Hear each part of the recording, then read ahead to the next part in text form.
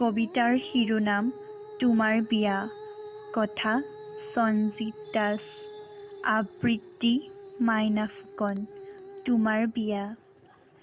তোমাৰ বিয়াৰ নিমন্ত্ৰণী পত্ৰখন দেখি মোৰ বুকুখন কঁপি উঠিল।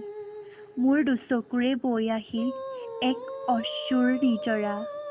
সেই নিজৰাৰে ভাহি আহিল মই তোমাৰ সৈতে কটোৱা অতীতৰ সেই মনোমোহন ছবিখন।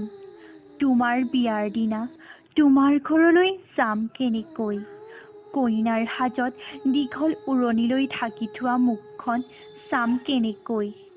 তোমাৰ বিয়াৰ পদূলি ভৰি পৰিব আলহী অতিথিৰে। মোৰ হিয়াৰ পদূলি ভৰিব দুখ বেদনাৰে।